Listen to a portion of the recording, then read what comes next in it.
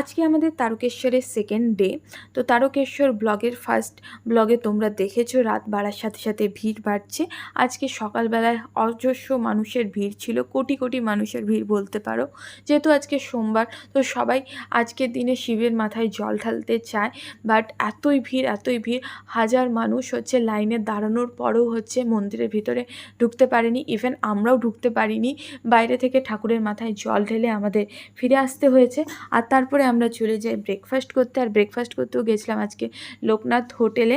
আর breakfast করে আমরা যখন স্টেশন গিয়ে পৌঁছোই, তখন স্টেশনের হাল দেখে তো আমাদের মাথা ঘুরে যায়। হাজার হাজার মানুষের, কোটি কোটি মানুষের ভিড়। আর এত ভিড়ের মধ্যে কি করে ট্রেনে উঠবো সেটা তো বুঝতেই পারছিলাম না। তো দুটো ট্রেন মিস করার পর ফাইনালি আমরা ট্রেনে উঠতে পারি। আর ট্রেনে ওঠার পরও আমরা হচ্ছে সিট পাইনি, দাঁড়িয়ে দাঁড়িয়ে আমাদের তারকেশ্বর টু হাওড়া আসতে হয়। আর হাওড়া পৌঁছানোর পর আমাদের কাছে অঢেল টাইম ছিল, তো তাই আমরা হচ্ছে মেট্রো করে এসপ্ল্যানেড চলে যাই, কারণ আমাদের কিছু শপিং করা ছিল। আর আজকে আমরা ফার্স্ট টাইম গঙ্গার নিচ দিয়ে মেট্রো করে হচ্ছে এসপ্ল্যানেড যাই। আর এসপ্ল্যানেড পৌঁছে প্রথমে চলে যাই শিলেদার্সে, কারণ আমাদের কিছু জিনিস কেনার আছে শিলেদার্স থেকে। আর সেই সব কেনাকাটি করে আমরা চলে যাই লাঞ্চ করতে। আর লাঞ্চে আমরা নিয়েছিলাম, আমি আর বোন নিয়েছিলাম ধোসা, মশালা ধোসা। আর তার সাথে অর্ডার করেছিলাম পাওভাজি, আর সাথে ছিল ম্যাঙ্গো লস্যি।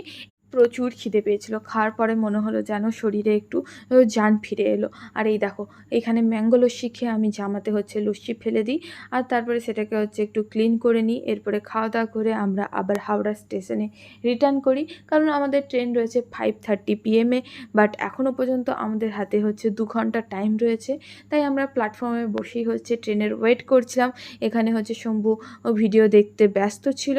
আর এখানে হচ্ছে সুমিও টায়ার্ড হয়ে প্রায় ঘুমিয়েই পড়েছে।